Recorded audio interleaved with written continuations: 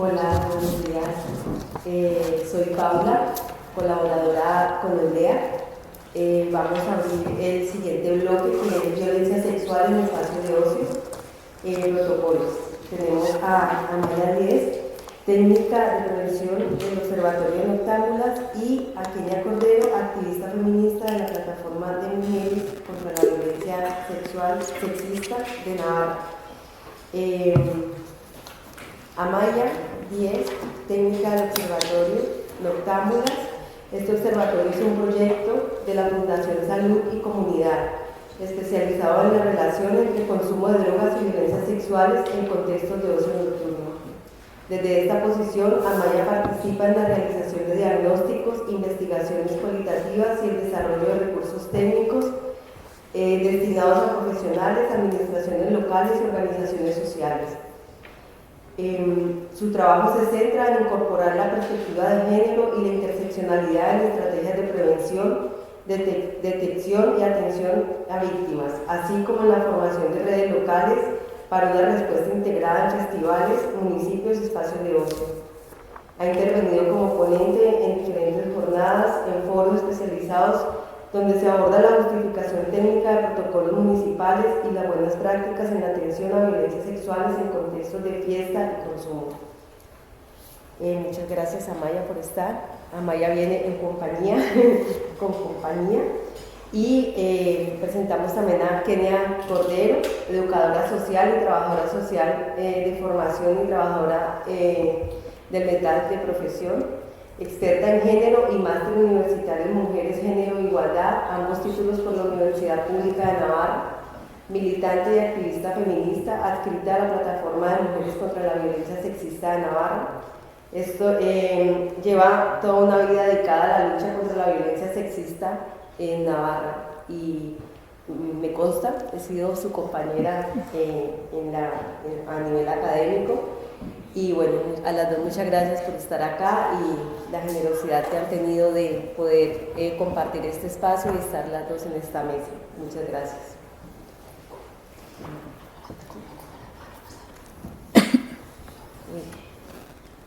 Bien, pues muchísimas gracias. La verdad me subo un poco rota por el testimonio, pero muchísimas gracias por la valentía también de compartir esto, y agradecer desde Noctámbulas que nos invitéis, que siempre estamos muy contentas cuando nos llamáis desde Navarra, desde Pamplona, porque, bueno, sois como colectivo, todo el colectivo feminista de aquí es referente para nosotras, y bueno, siempre estamos contentas de estar aquí. Bueno, lo que yo traigo, mira, me voy a poner el cronómetro y todo para no pasarme. Vale. La propuesta que traemos nosotras es sobre todo el tema de protocolos, pero como sé que los protocolos son a veces muy aburridos de explicar y cómo lo hacemos, si hay más dudas o preguntas a nivel más técnico, pues después os lo explicaré, pero la idea sobre todo es por qué son necesarios a día de hoy todavía, ¿no? O por qué desde el inicio fueron necesarios protocolos específicos para abordar la violencia sexual. Os traigo como 4 pinceladas de lo que hacemos desde Noctámbulas. No sé si conocéis nuestro observatorio.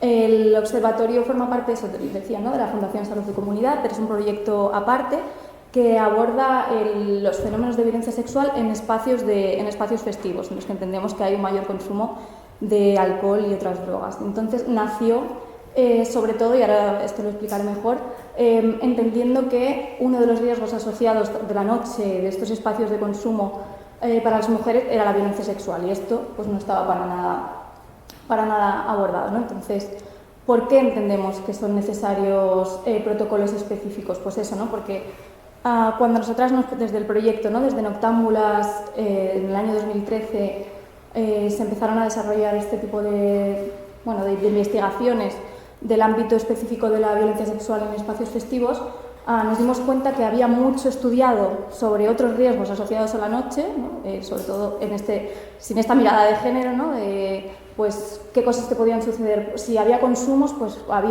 estaba muy estudiado pues, los accidentes de tráfico, las agresiones físicas, entre las peleas entre hombres, pero que esto fuera un riesgo asociado para las mujeres no estaba tan estudiado, ¿no?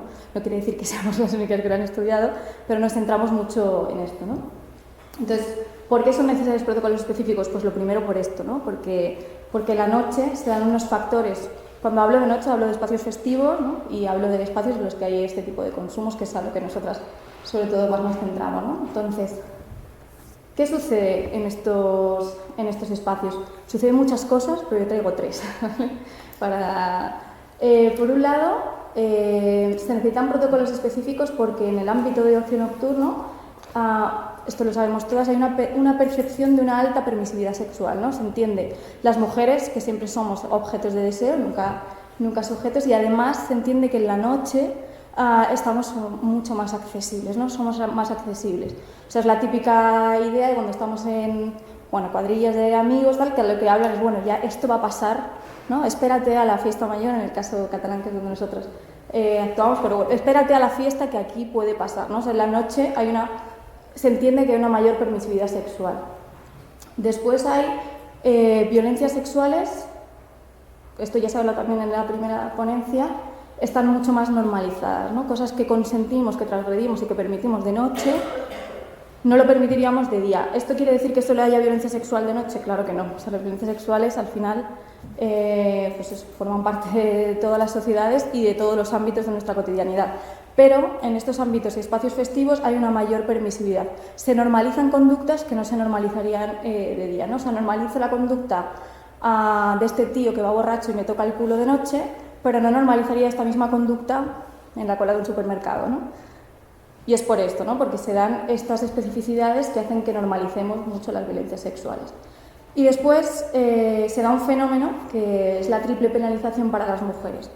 ¿Por qué? Porque en estos espacios festivos, en estos espacios de noche, se dan tres casuísticas, ¿no? Que hacen que las mujeres estemos especialmente penalizadas porque transgredimos este mandato de género, ¿no? Estamos rompiendo, se ha hablado al principio, ¿no?, de la socialización de género, en esto sí que no me enrollaré, pero las mujeres estamos rompiendo con este mandato cuando salimos de fiesta, ¿no? ¿Por qué? Porque estamos ubicándonos primero, o sea, son tres mandatos, ¿no? Por un lado, estamos ubicándonos en el espacio público. Esas violencias se dan en el espacio público que no nos pertenece, ¿no? Que estructuralmente y patriarcalmente no nos pertenece, ¿no? Por eso este grito de la calle, la noche también son nuestras, ¿no? Porque necesitamos todavía como reivindicarlas, ¿no? Por eso no es raro como escuchar la frase todo el rato como asociada a las violencias sexuales de, claro, es que ¿qué hacías sola en ese callejón?, ¿no? Es decir, pero no se escucharía al contrario, ¿no? Es porque el callejón no es nuestro espacio. Entonces nosotras estamos allí de alguna manera transgrediendo este mandato de género, estamos saltando las normas de género, no estamos siendo buenas mujeres. Entonces, de alguna manera, volvemos a siempre a ver algo hemos hecho, este foco de que he hecho yo, ¿no?, que hemos dicho al principio. Entonces, el primer mandato que nos saltamos es el espacio público, ¿no? Estamos allí donde no nos pertenecía estar. El segundo mandato que nos saltamos es el tema de los consumos, bien consumiendo o no, o sea, consumiendo alcohol y otras drogas, estamos en un espacio en el que se consume. Y nuestro mandato de género, esto ya sí que es muy larguísimo, ¿no?, pero nosotros sí que trabajamos mucho esta conexión que pasa con drogas, alcohol, mujeres, ¿no? El mandato que nos estamos saltando es el control, ¿no? O sea, claro, las drogas que se consumen de noche o en espacios festivos, de alguna manera descontrolan, ¿no? Y nosotras estamos muy obligadas a controlar. Por eso está muy penalizado el consumo de drogas que descontrolan todo esto. O sea, evidentemente no estoy haciendo una base muy teórica, pero bueno, las drogas que descontrolan, el alcohol, la cocaína, esto está muy penalizado en las mujeres, pero los hipnosedantes, ¿no?, un diazepam, esto no está penalizado en las mujeres. ¿Por qué? Porque nos controlan, nos mantienen en esa esfera, ¿no?, de lo que nos toca, nos hace más mujeres, ¿no? Claro, si estamos en estos espacios que descontrolan, nos estamos saltando el mandato de género, entonces ya estamos también penalizadas. Esto luego también sí andaré un poquito más en ello, pero claro, si nos suceden violencias sexuales y encima nosotras nos hemos saltado el mandato de género, hay dos focos puestos. La sociedad nos va a decir, claro, es que la tipiquísima frase, ¿no?, bueno, es que ibas borracha, no, es que claro, al día siguiente no te acordabas, esto ya no te pone el foco, y nosotras mismas también a la hora de denunciarlo nos estamos riñendo, ¿no? Estamos diciendo, claro, es que no controlé, no acabé, que iba muy borracha, es que este día, es que tal. Bueno, es también esta doble penalización que nos toca también como mujeres, ¿no? Y ya por último, y esto también se ha hablado al principio, el tema de la sexualidad, ¿no? También se nos penaliza en estos espacios que decíamos al principio. Hay una alta percepción de permisividad sexual. Bueno, es que se entiende que determinados comportamientos a ti te están exponiendo, o sea, te exponen y te hacen accesible, ¿no? Es decir, pues la frase que también la hemos escuchado un millón de veces, ¿no? Es que llevabas esta falda puesta o es que ibas con este escote. Bueno, como también entramos en este terreno en el que si nos creemos como mujeres que somos sujetos también sexuales, esto nos va a poner en el foco. Es decir, si yo he sido, esto lo hablaré todo en términos súper llanos, ¿no? Pero si yo he sido la que he calentado y si yo he sido la que he subido a su piso y luego sufro una violencia sexual, también luego yo pondré el foco en mí misma y diré, ¿cómo voy a denunciar esta agresión si yo he subido a su casa? ¿No? Esto en muchos casos recientes, en el de Rejón, ¿no? Todos los casos de Ñengo de Rejón, en los del director de cine Carlos Bermúdez, estaba este foco puesto aquí, ¿no? Es decir, somos penalizadas también porque hemos sido sujetos de deseo, hemos deseado esta relación sexual, pero hasta un determinado punto, ¿no? Pero no se nos permite ir para atrás, ¿no? Bueno, estas son como las especificidades, estoy controlando el tiempo, especificidades en el ámbito de ocio nocturno que hacen necesarios protocolos específicos, ¿no? Bueno, aquí os pongo campañas horrorosas, pero bueno, un poco que contextualizan lo que acabo de explicar. Algunas son un poco antiguas, pero vamos, que las seguimos encontrando igual ahora a día de hoy, como eso, como, bueno, que ejemplifican como los contextos de ocio nocturno facilitan la violencia directamente, pues la primera, ¿no? Esto es de una fiesta que se era en un mercado, que es el plan perfecto, ¿no? Un hombre, una mujer, más 5 copas, ¿no? Este es el plan perfecto para la masculinidad, ¿no? Para este hombre en concreto. ¿Qué nos está queriendo decir esto, no, de un hombre más 5 copas? Bueno, pues que es mucho más accesible, va a ser más accesible sexualmente, ¿no? O la campaña esta de una marca de tequila, diccionario de la mujer en español, ¿no? El tequila me sienta fatal, igual a si me invitas a una copa puedes hacerme lo que quieras. Bueno, pues lo mismo. Además aquí también subyace la idea de la socialización de género, de cómo a las mujeres se nos tiene que traducir, ¿no? O sea, que nunca realmente decimos lo que queremos decir porque somos súper complejas y necesitamos un libro de instrucciones para desentrañarnos, entonces a ellos les ayuda, ¿no? Y pueden hacer esta traducción literal de, bueno, tú invítame a una copa y ya me haces lo que quieras, ¿no? Bueno, no leeré todas, pero todas van un poco en esta línea. También lo que decíamos al principio de esta idea de que de noche puede ser pasar de todo, pues también esta publicidad de una discoteca de lo que sucede en Perseus se queda en Perseus, ¿no? O lo que pasa en Las Vegas se queda en Las Vegas. O sea, de noche pueden pasar cosas que de día no, ¿no? Y allí quedarán. Entonces, bueno, y la última era un poco por esta idea de que, no sé si se lee bien, pero bueno, que las chicas entran gratis, ¿no? Pues lo mismo, ¿no? Como la mercantilización de la sexualización de las mujeres y como pues somos ahí el producto, ¿no? Vale, esto es para entrar un poquito más en esta relación entre consumo y violencias. Bueno, la droga más presente, esto es algo que sabemos, que se sabe, pero que está bien traerlo sobre todo esto para ver qué relación también a nivel social y qué imaginarios sociales hay alrededor de los consumos y de las violencias sexuales. Tenemos que tener muy claro que la droga más presente en situaciones de violencia sexual es el alcohol, ¿no? ¿Por qué nosotras traemos muchas veces y redundamos mucho en esta idea? Bueno, pues sobre todo por cuando se intenta poner el foco en determinadas situaciones de violencia sexual en el que lo que había presente era otro tipo de drogas y también otras drogas que no se consumen de manera voluntaria por las mujeres, ¿no? Entonces hay que entender que las mujeres, en la gran mayoría de los casos, cuando consumimos alcohol o otras drogas lo hacemos de manera voluntaria en la noche. ¿Qué sucede? Que eso sí que nos sitúa en muchas veces en lugares en los que no somos capaces de consentir. Entonces sí que hay una violencia sexual, pero el consumo es voluntario. Esto nos hace malas mujeres, nos hace menos creíbles, ¿no? Nos hace menos creíbles que aquella que denuncia que le pusieron una droga en la copa sin su res, ¿no? De manera involuntaria. Esta, de alguna manera, será más creíble socialmente. ¿Que sucede en estos casos? Por supuesto. ¿Que sucede en casos de lo que se ha dado a llamar sumisión química, que nosotros preferimos situaciones de violencia sexual con presencia de drogas? Por supuestísimo que suceden, pero que como sociedad nos alarmemos más de estos casos y pongamos más en el foco mediático en estos casos, dice mucho que nos estamos olvidando de la estructura de las violencias, ¿no? Entonces, volvamos siempre a los inicios. La droga más presente es el alcohol y el alcohol consumido de manera consciente y voluntaria por las mujeres, ¿no? Esto es algo en el que estamos muy machacones últimamente, Bueno, sobre todo porque cada vez que viene el verano, sobre todo venimos ahora del verano siempre, el tema de la sumisión química, el tema de los pinchazos, el tema de las drogas, de la violación, ¿no? La burundanga.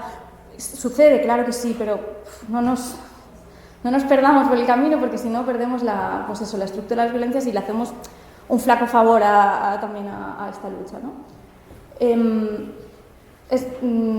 Pues eso, la droga más presente es el alcohol. ¿Y qué pasa, no? ¿Qué pasa también con el...? Esto todas lo tenéis también muy asumido, pero bueno, ¿qué sucede, no? ¿Cómo operan estos consumos?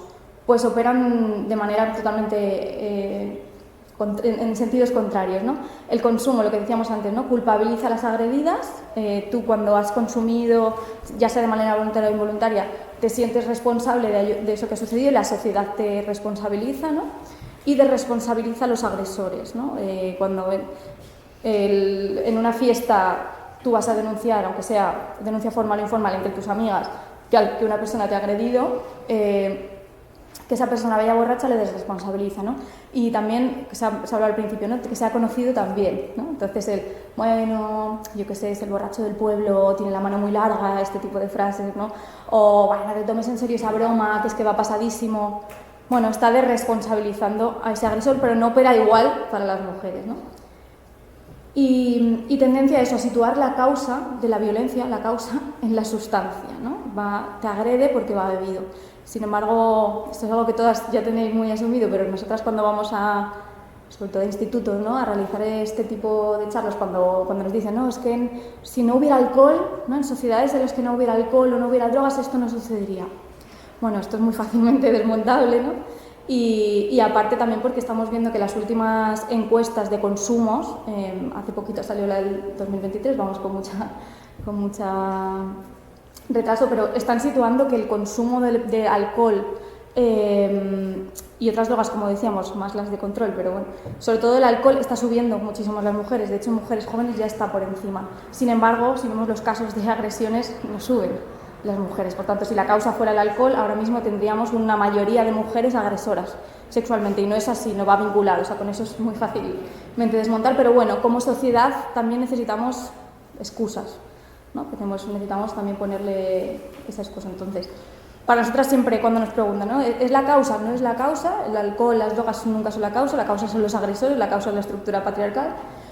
Pero, es un pero muy chiquitín, sí que es verdad que dispara conductas preexistentes. Este hombre ya era un agresor, pero es capaz de disparar esa conducta preexistente porque legitima, ¿no? Porque normaliza, le da el espacio, ¿no? Para normalizar estas conductas. Bueno, aquí también nos ponía el tema de situar la causa de la violencia en la sustancia. Y también el tema de, bueno, como poner el foco también en todos los casos estos que se han dado a llamar de sumisión química, ¿no? Tercera víctima de la burundanga. Hombre, la burundanga no la hizo nada, ¿no? O sea, ¿cómo estamos confundiendo en un titular, pero los titulares a veces son muy ilustrativos de lo que está sucediendo en la sociedad, que la burundanga no es la agresora, ¿no? Tercera víctima de la burundanga, no, tercera víctima del agresor, ¿no? De un agresor en concreto. Y una joven despierta sin ropa interior dentro de un coche. Imaginaos como todo, como el fenómeno como misterioso, ¿no? Despierta sin ropa interior, bueno, había algún agresor ahí, ¿no?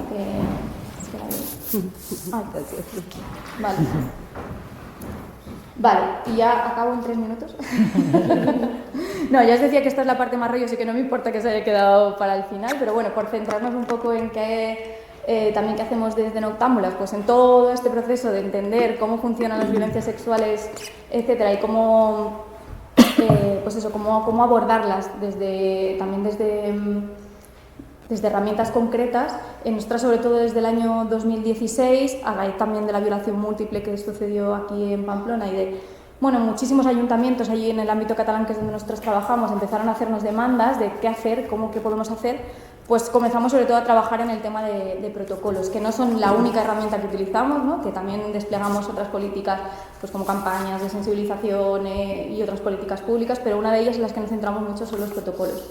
Protocolos, como decíamos, con todo este diagnóstico previo que hacemos en cada territorio, o sea, se necesitan aterrizar en los territorios, no vale lo que a veces sucede, que es como un copia-pega de, bueno, yo me cojo un protocolo en nuestro caso, ¿no? El protocolo que se ha hecho en Barcelona y lo quiero aplicar a un pueblito pequeño, esto no se puede hacer, entonces una de las cosas que nosotras luchamos, intentamos mucho que no se haga.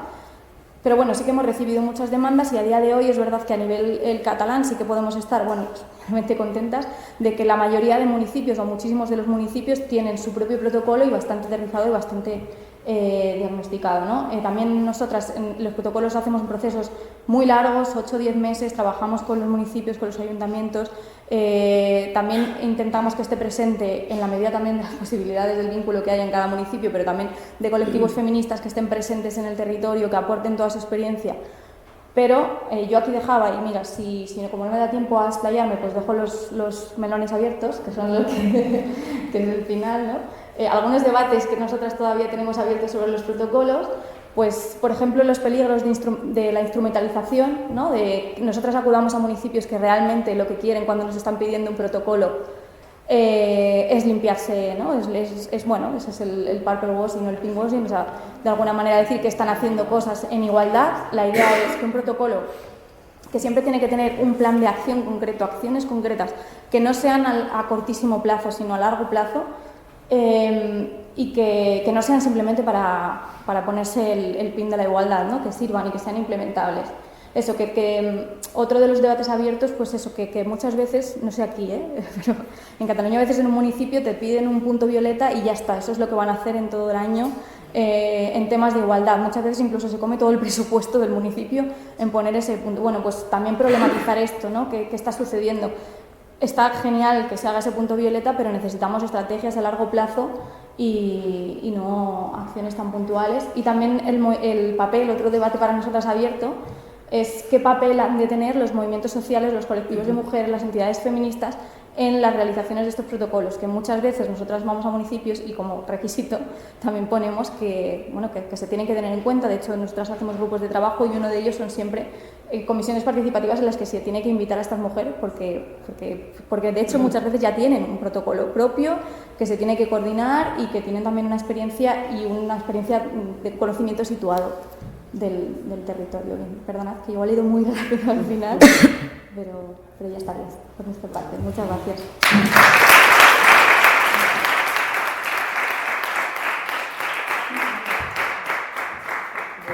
Antes de seguir con la siguiente ponencia, como tenemos un poco de retraso con la programación de la agenda, vamos a quitarnos el descanso. Va a continuar Kenia. Después vamos a tener 5 minuticos por si alguna persona quiere intervenir o alguna pregunta y seguiremos en el siguiente bloque. Entonces, ahora sí, Kenia. Vale, pues, bueno, egunon, eskerrik asko a Sara y a Olea por invitarme a participar. Es un honor estar aquí con todas estas mujeres tan sabias. Yo voy a intentar también resumir bastante porque veo que vamos como media hora de retraso, entonces yo voy a preparar también un poco lo que es la parte más teórica, ¿no?, de la violencia sexual en espacios festivos, pero bueno, va un poco, como Ruth ya ha comentado un poco el tema y ella también, ¿no? Al final eso, la violencia sexual en los espacios festivos es algo estructural, ¿no?, como han dicho las compañeras. Lo que pasa es que parece que en los espacios festivos hay como una carta blanca, ¿no?, a las agresiones por lo que ha hecho por el tipo de consumos, porque en base de la tradición parece que todo vale, ¿no? Entonces voy a saltarme un poco toda esa parte que me había preparado. Es que quería un poco explicar, porque siempre hay como confusiones con la plataforma, el protocolo, el del ayuntamiento, como una pincelada, ¿no?, para traer lo que son los protocolos o lo que es el entorno más local, ¿vale? La plataforma es la encargada de poner en marcha el protocolo contra las agresiones sexistas en San Fermines, ¿vale? Hemos colaborado con todos aquellos ayuntamientos o grupos feministas de barrio, así. Es más, de los grupos feministas de Zubiñerría es adaptar a la idiosincrasia, como dice ella, de cada territorio de sus barrios, los que aplican sus protocolos, y en caso de otro tipo de agresiones en otros espacios festivos son los movimientos feministas de cada espacio los que activan los protocolos contra la violencia sexual en espacios festivos, ¿vale? Bueno, aclarar un poco esto porque al final siempre suele haber un poco de de follón. Vale, yo iba a hacer un poco explicar que el protocolo, justo en este momento, el protocolo del Movimiento Feminista y Popular está en proceso de revisión. Llevamos un año revisando el protocolo, que hemos contado con diversos grupos feministas de Pamplona, con mujeres que a lo largo de la historia han participado en visibilizar, ¿no?, las violencias en espacios festivos.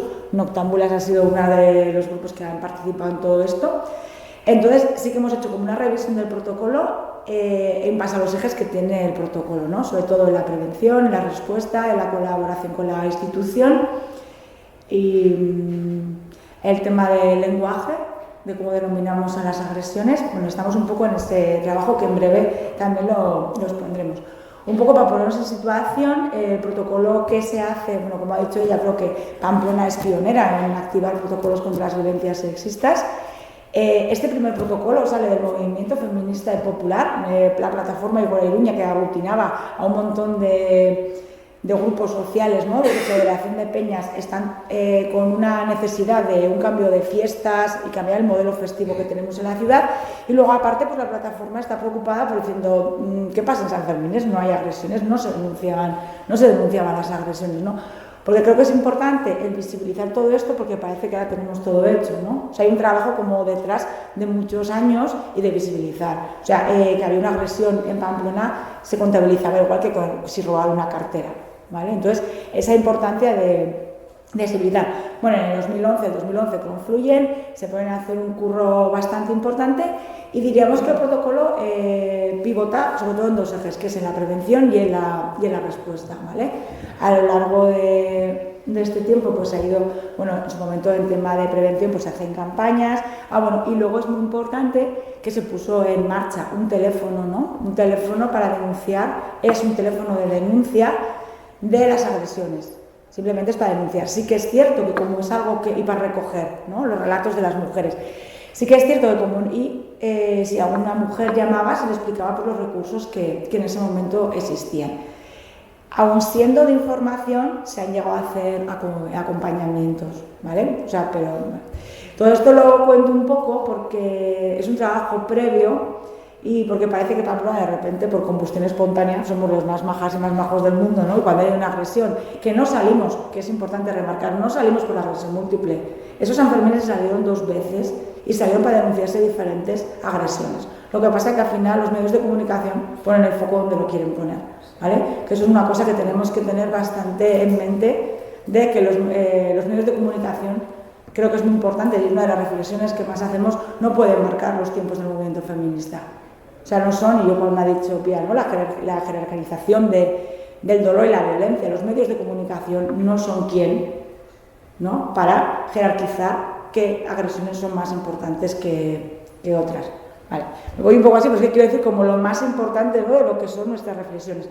Vale, bueno, a raíz de todo este trabajo, bueno, el ayuntamiento dice que en Pamplona no hay agresiones, bueno, y al final sí que en el 2014 hay una imagen que todo el mundo recordará, que se sacó una Lecurriña en la plaza del ayuntamiento. Entonces, los medios de comunicación pues no enfocan a la Lecurriña, enfocan a la plaza, y en la plaza pues sale pues todo tipo de tocamientos y agresiones a mujeres, ¿no? Entonces, eso tiene una gran repercusión, y entonces se empieza a trabajar con el ayuntamiento, y en el 2014 y 2015 sale el primer protocolo de colaboración con la institución que se hace con UPN, ¿vale? A raíz de todo esto se crea el grupo Sanfermines en Igualdad, el grupo permanente de violencias, se empieza a trabajar la caseta, ¿no?, la caseta de Sanfermines, que se empieza con 8 horas, hay 24, acompañamiento. O sea, yo quiero un poco como poner en valor todo este trabajo, ¿no?, que se desconoce en muchas ocasiones de dónde partimos y de dónde estamos, ¿vale?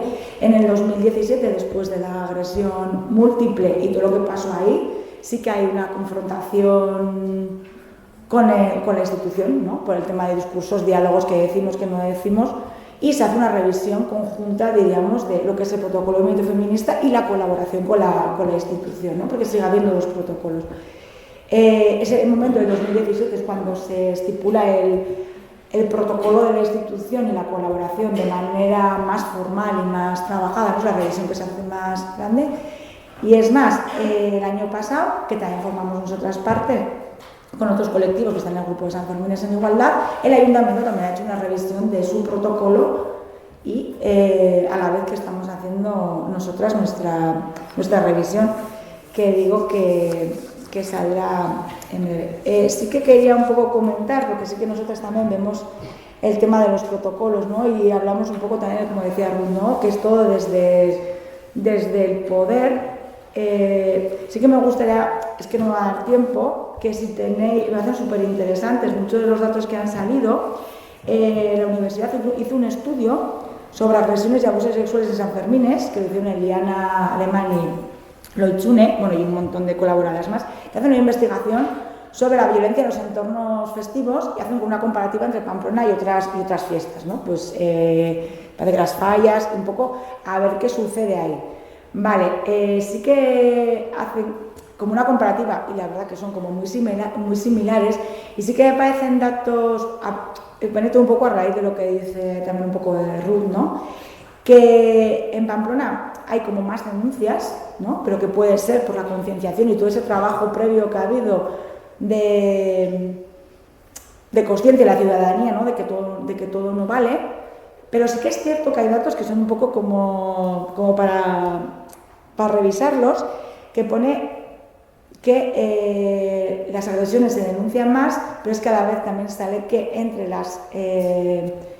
en el momento que son las agresiones no había conocimiento entre la víctima y el agresor, ¿vale? Entonces ellas ponen en cuestión como diciendo, claro, no se conocen, no hay ese vínculo del que hablaba Ruth, es más fácil denunciar, ¿no? Lo que hablamos, esa denuncia es...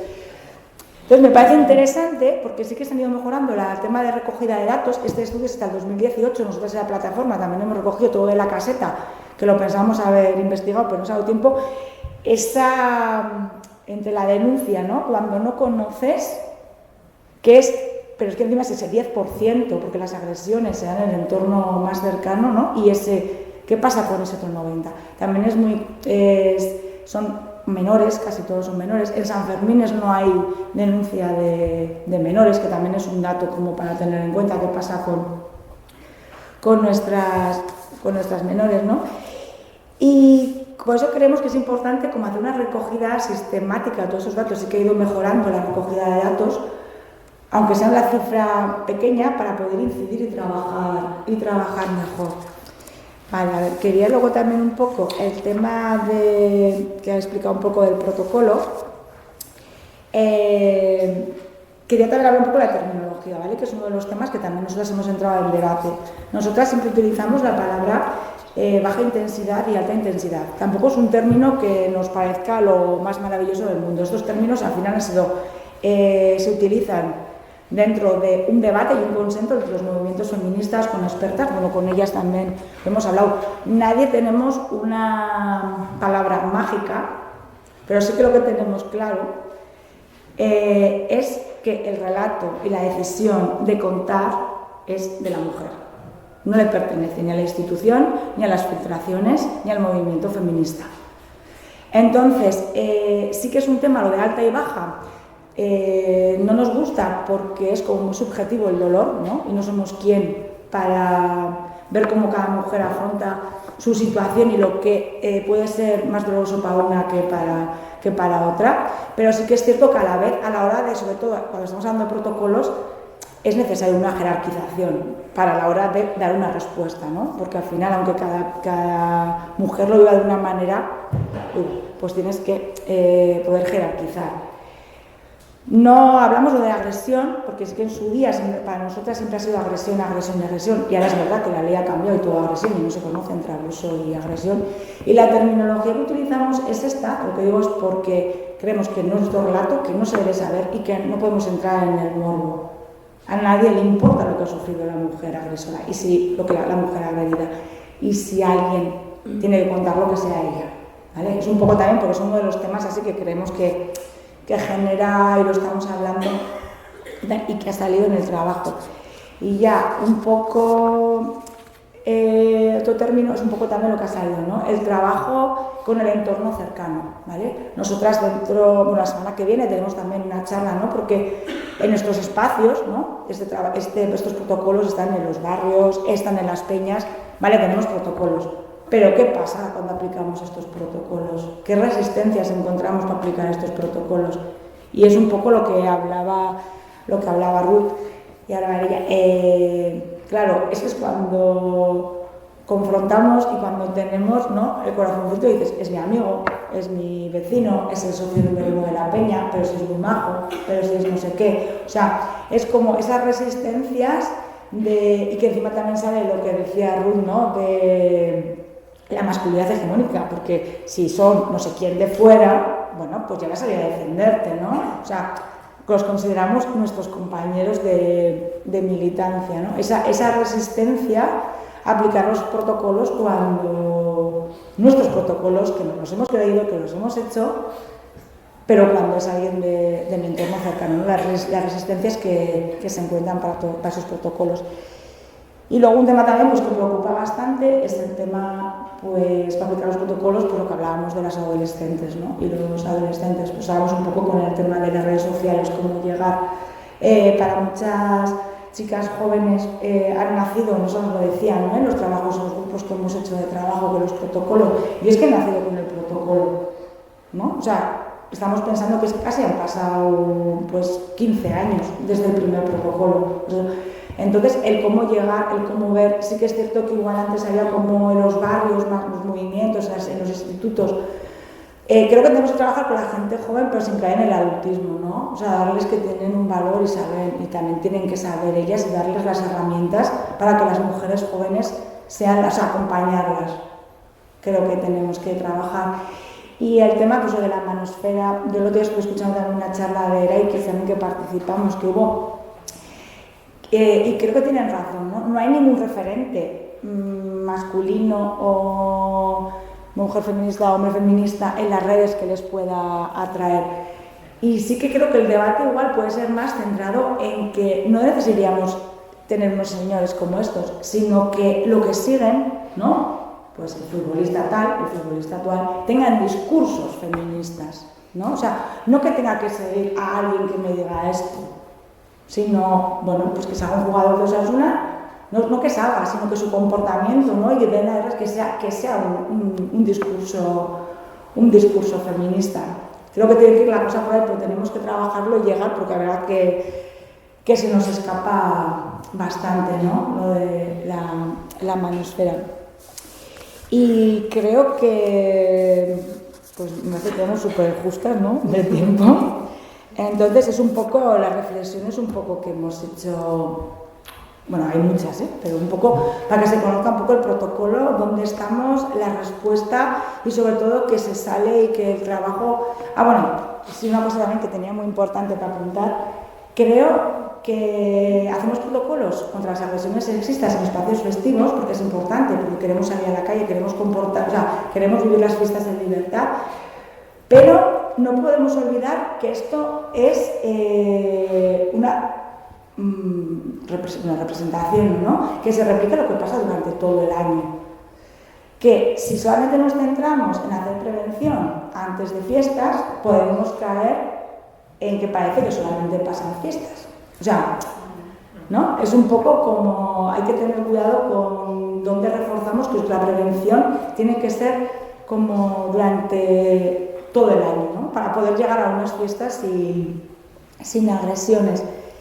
Y bueno, es que tenía que hablar del consentimiento, bueno, y lo de la noche en la calle también son nuestras, también una reflexión, también a las chicas más jóvenes, de darle una vuelta también, ¿no?, a la noche, no, y al día, ¿no?, nuestros espacios, para intentar romper el mito del monstruo que sale de noche, ¿no?, también de día nuestros amigos. O sea, estamos un poco, así que suelto todo así como a montón, en este trabajo del protocolo, ¿no?, que estuvo muy bien, que salió, que lo estamos revisando, que es válido, súper importante lo que dice ella, adaptarlo a cada territorio, a cada sitio, porque no lo que vale para Pamplona, incluso en los barrios, lo de Iturrama no vale para la Chantrea. Entonces un poco por ahí ese trabajo, y así, muy bien. Gracias.